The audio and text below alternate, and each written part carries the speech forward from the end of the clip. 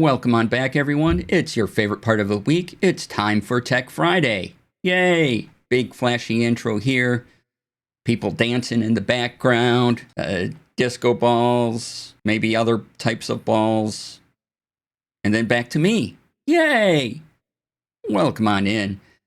So today, we have an OBS audio capturing plugin that you probably want to be using. Obsidian had an update while I was away at Gen Con. Rude. Gonna take a look at some headphones. Xerox in 2026. And we'll have a look at LoreLink, which is a TTRPG campaign management tool. Yay. All right, first up. This has probably been around a while, but I just heard of it recently. It's called Wind Capture Audio, and you won't find this version of it in the OBS community plugin, so you'll want to go to the link I'm posting. Go to that one. That is the an updated fork of the project you'll find on the OBS community forums, and that's why I have installed. So go there. I'll also put that link in the YouTube description when I edit this down later. And I've talked about audio routing before and using WaveLink and other things like that. Right now, current recommendation is WaveLink. However, this will do audio routing without having to use anything else. It's pretty neat. Let me show you. When you're looking for sources and you've installed that plugin that I put in, I'm trying to make the window bigger. Boop, boop, boop. You'll want application audio output capture. This one with this symbol next to it. Don't want this one. You want application audio output capture, not audio output capture for this to work. So you click that. And then when you add audio application, you get this window. And what you do is you can mess with all this, but now you're adding the executables. So it does have to be on, but you can add whatever you want to this thing. So we'll say, I want a VLC one. So I say, okay. And so you just add your programs here. Can I delete this? Capture audio session from a selection of executables. Oh, it doesn't have to be playing. Maybe it has to be playing audio at the time too, just to be. Let's make sure that's going. Oh, down here, add executable. Huh. So you can add your executables from whatever you have highlighted. It'll just keep going through. But I want VLC. So I click add executable. I don't need this. Don't need that. So now I have VLC. Now I can add. I'm going to turn that all the way down. Sorry about that. So what you noticed happening was that it instantly added an audio channel based on here. So I just select what I have running, what I want audio, and then add the executable down here. And once it's added, all those audio programs are now on one audio channel in OBS. Does each capture create its own source, or do you add them all into tracks from one place? Each time you do the application audio output capture, and then you just rename it whatever you want. So if I wanted, video games to be one thing, I would just relabel it video games, and then I could move that audio bit onto my Stream Deck and control it via my Stream Deck. But it is a way to have all your audio set up and routed into one particular audio channel, all in OBS without having to download anything else, just that. So if you don't want to use WaveLink, it's another way to do it, and it keeps everything inside OBS. So it's a great program. So really the choice would be between using this plugin or using WaveLink if you want to control multiple audio sources in one channel and have your audio routed into one channel without really having to do anything. Just make sure you choose what you want, add the executable, and it'll go up in the list. Now the drawback here is that when you apply a filter, you can only filter that audio channel. So whatever filter you apply will apply to all the things in that audio channel. Unlike WaveLink, where you can kind of customize each individual thing inside an audio channel. So if that's not an issue for you, by all means, check this out. It's easy to use and it's a great tool. So yeah, check that out. Use that. All right. Next up, while I was at Gen Con, Obsidian decided to post an update.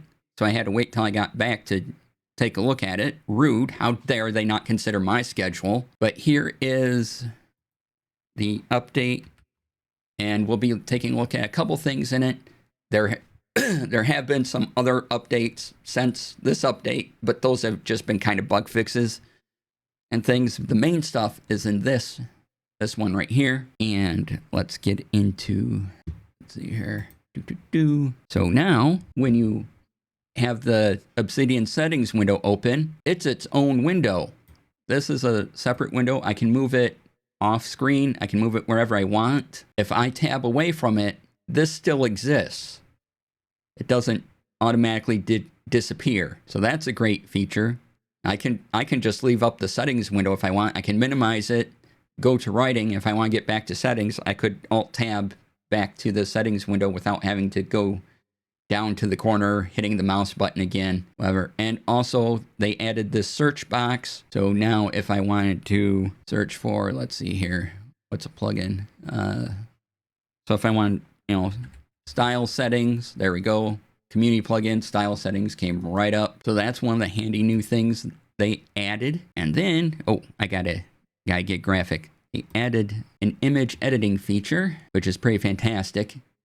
And you could do this before, but it wasn't as easy as what I'm about to show you. As soon as I get an image, grab my logo. All right, so I'll just put it down here. So now, hey, there's my logo, right? And let's create a little space here. But what's new is this little menu up here, zoom in, and I can edit the block if I want to. So if I need to zoom in, ta-da, it full screens it for me. Can escape out. And these little handles, or this specific handle appears, and you can just resize it right in the thing. Before, and I'll show you the code, you would have to type in this pipe character after the image, and then put here the size you wanted. So that's at 500, and, increase it. Now it's at 700, and so very handy, very useful. Woo, small, large. I can do this all day.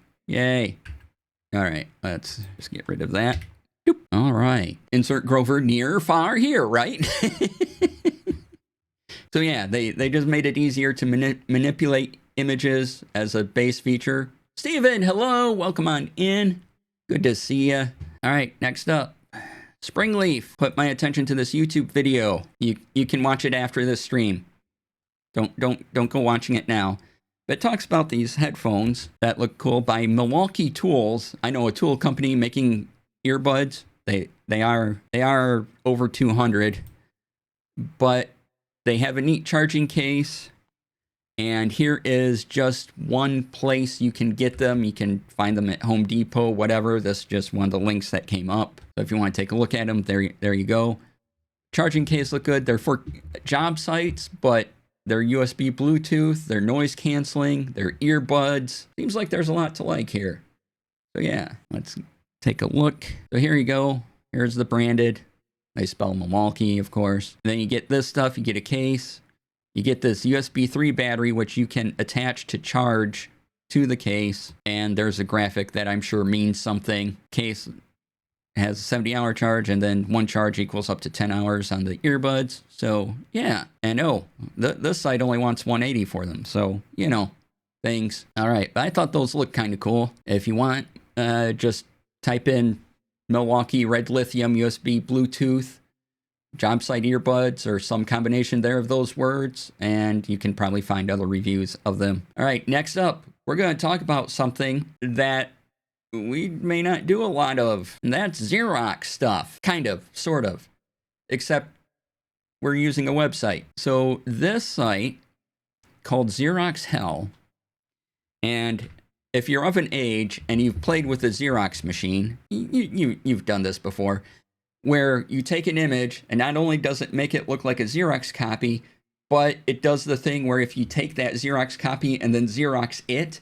and then you get a worse looking image, And you can play with this and do that. It's on itch. It's right there. And let me grab another image here. Do I have any of my picks available? 429 too many. Yes, I often get the too many requests thing. So let's just grab a different one of my logos or a different image. No, that doesn't. Great. That's not going to work right. Where did I put, I try to organize things and go, oh yeah, I'll always be able to find this image because it's in this folder. Ask me how that's working for me right now. Let's see. What is this? I do these to make things easy to find, but you know what? I have a image of Silgar, so we're just going to take that. Silgar is the Xanathar's goldfish, and it was a color image, but it instantly Xeroxes it. Boop. And you can play with the sliders, make it look unrecognizable. Then you could save this out, put this image back into it, and have different things. But yeah, so crosshatch, lines vertical, lines horizontal, stitch. This reminded me too much of work when our file was from 1952 and microfiche got scanned in 20 years ago. Yeah, right? So yeah, this is fun and it's free. And just add an image, do it, and you too can have the memories of Xeroxing things. So I thought that was a lot of fun. Amazing, right? All right. Next up, we're going to take a look at a TTRPG campaign management piece of software. It's a website. It's called LoreLink, and thanks to one Tony Troxel. And if you get a chance to meet Tony Troxel, you should meet Tony. Just do it. We have access to this. Yay. There's the base website. Let me log in and show you all the things here. As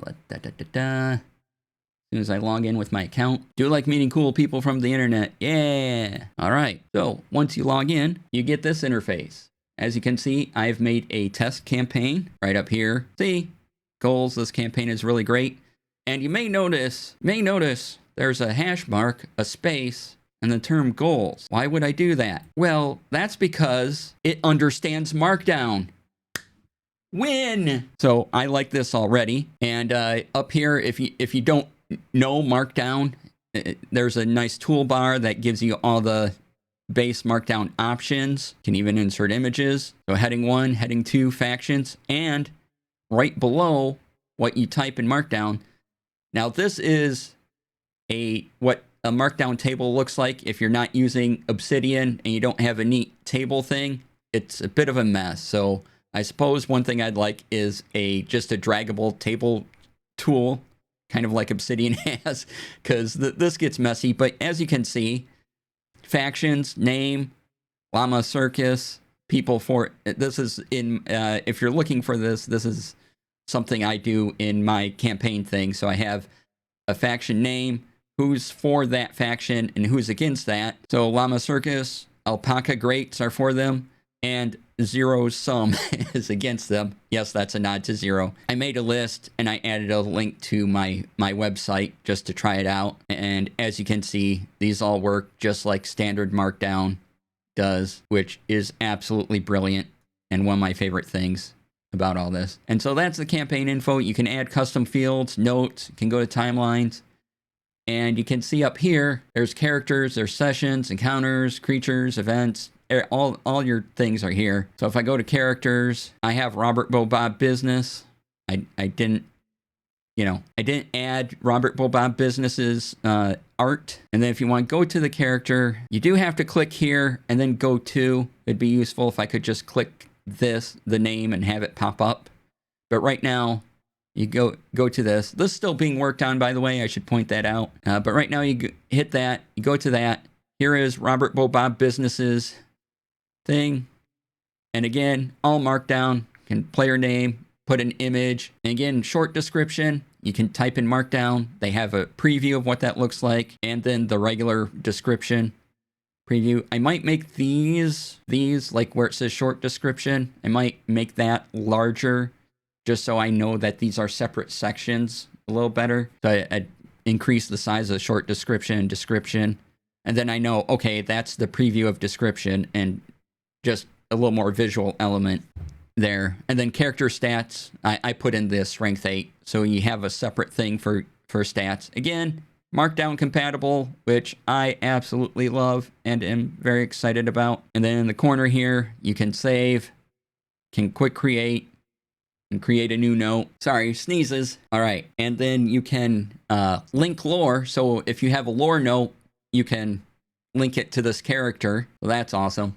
I don't have any notes to link up with Robert Bobob Business yet, but you can do that. You can also add a template. DC, didn't you make templates for TTRPGs? I did. And so, let's see where I add my session. I have short description. Oh, look. Session template list. What's this? What is this? This looks like your session template, DC. In fact, it is. I just copied it out of Obsidian and pasted it into here. And you can see.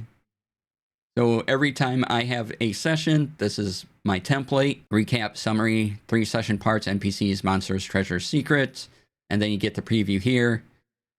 Again, I'd like a little more separation, maybe even a little more separation between this title and the toolbar. Not much, like a line, nothing big. But yeah, and then you can just type away. Like there's the horizontal line I make to separate sessions. There's the horizontal line in the preview. And then you can type in the date you played it, whether your planning status, if you're sharing it with your players or not. And then you can always add custom fields, which is fantastic. Notes, create template from lore. So you can create templates from lore you include in here. So yeah, I just copied, pasted, everything worked. So yeah, then I don't think I made any changes. So yeah, so I made a session named 2 based on template session, and it just filled in the template that I gave it previously. And it's all right there. And you can lock and unlock this stuff. I was like, why can't I manipulate this? Well, it might be because stuff is locked. I suppose a behavior would be to have things automatically unlocked when you go to it. Because when I tried to edit, stuff became locked all of a sudden. I can't remember what screen I was on when I did that. But if I can lock it after I'm done looking at, like, okay, these changes are good, lock it in. Timelines is neat. You can create your various timelines. You can make a list, go to it, and then, can make events, lore's interval session. And so I made one interval from 500 to 600, whatever, called the Circus War. So that's a thing I can add to the timelines. So I like having a timeline feature built in. That's pretty cool. And then everything else is divided up rather nicely. Again, so if I wanted an NPC, create NPC. This sidebar pops up, name, and it does preview, description. Oh, the sidebar here, where the preview has the separation, just to keep this in line, I'd probably make another little, keep this spacing between the description and the toolbar the same as the preview and the box. Again, these are things that can be easily adjusted. Well, I say easily, but these are things that can be adjusted and worked on. And again, it's still being developed. So, and then when you're done, you go down here, you click save, cancel. Another nice thing would be if I didn't want this, if I could click off of it and have the sidebar go away, like click to the left and it goes away. But right now I have to go down and I have to hit cancel for it to go away. But yeah, so that's what's up. Tags took a little getting used to. As you can see, I have one called Lemon Cake. You can make a tag hierarchy. It tags, you name it. There's a parent tag. So I could say frosting. And Hannah, oh my, that was loud. Parent tag Lemon Cake. I can describe the tag. This is a lot for a tag, right? You can add descriptions to it and stuff. Yes, Hannah, I hear you. So I save that. I've created the tag, and now I hit the down arrow, and Lemon Cake is now with frosting. I can make another tag here. So I gotta pay attention to the cat. because Hannah, come here. She is she is delivering the call of her people. Hannah, where'd you go? Apparently Hannah has to use the little kitty's room. I'm sure she'll come back in a moment. Important kitty business, exactly. So yeah, you have your tags, and you can roll them. Details, tells you the children. Again, you can link lore, you can add notes that, it'll tell you how many notes use this tag, that type of thing. So yeah, oh, hi. All right, now she's in here meowing. Come here. Hi, yes, hello. Where are you going now? Come back here. And my kitty Hannah. Lady lady says hi. Where you go now? Come back here. Say that way too much to my pet. There you go, kitty. Yes, hi. Yeah. So this is lovely. I like the design. It's easy to use. You can have whoa! Holy cow, kitty. That was a meow. Probably couldn't hear it because I noise gate, but wow. That was, I need attention. But I like it. It's easy to use. There's a dice roller. I didn't get an API key. On their roadmap, it is another dice roller, so you may not need this API key in the future. Don't know, but provide feedback is easy. But yeah, they had a lot of interesting stuff. I'm looking forward to seeing how this gets built out in the future. But it's a nice tool. It is a paid thing. There are different tiers. Again, I have access thanks to Tony. Thank you, Tony. And so if you're looking for something to manage your campaigns, and let me see the prices, because I don't remember these things off the top of my head often. So we were looking at the multiverse, the $10 per month option. There's a universe, which is $6 per month. You can see all the prices here, and there's a $3 per month, and there is a free tier as well. Love to see it, and I'm looking forward to seeing what they do with the coming soon stuff, or with the stuff they have in their coming soon list currently, like a dice roller, encounter management, GM screen, all that stuff sounds like a good idea. So yeah, it's another tool. I took a look. I'm like, you're using Markdown, so you have me. And if I had the monies, this would probably be something I would pay for monthly. That's neat. And then yeah, using Markdown is just brilliant. I like anything that uses Markdown. But yeah, so I wanted to share other tools. There's also My Vault that you can use, kind of, if you want. Or you can get My Vault, take the things you like out of it, and then copy all that stuff into LoreLink. I mean, maybe I should have my own template section on LoreLink, and then you could just bring those in. That'd be cool. All right. Like you're making your campaign, and then you go, oh yeah, templates by DC Lasair. Let's put these in. Yay. Team might want to talk to you about that. Awesome. That'd be great, because I am working on a new one. I figured out another thing to add, because I have a campaign one. Currently, I can always make more. I have a campaign one, an adventure one, a campaign, adventure, and session. Then I thought of another one to do. So yeah, I like it. Pretty cool. It's another. But what I like about it is the same thing. Much of the same things I like about Legend Keeper is that it's easy to use. It's not overwhelming. I go to something like World Anvil, and I'm just like, this is great. But holy cow, is it a lot? And I'm like, you need to kind of back away from this. And that uses Markdown is just fantastic, which we all know I like Obsidian and Markdown and things like that. So yeah, so it's definitely, and it's something I'm excited to see where it goes as well, because it is so easy to use and very friendly. I see a lot of these campaign management tools, and there's usually something I don't like, but this one, it's text, it's elegant, it's easy to get through, you understand what's going on, and you can use Markdown. I'm going to keep pushing the Markdown point, because it's my favorite. So all right, so I've been talking for a bit. That will wrap up this Tech Friday for this week. If you're watching the VOD, I'll see you next week. And but before you go, click there for more Tech Friday, and there to subscribe. and do the other things. That'd be fantastic. All right. I'll see you next week.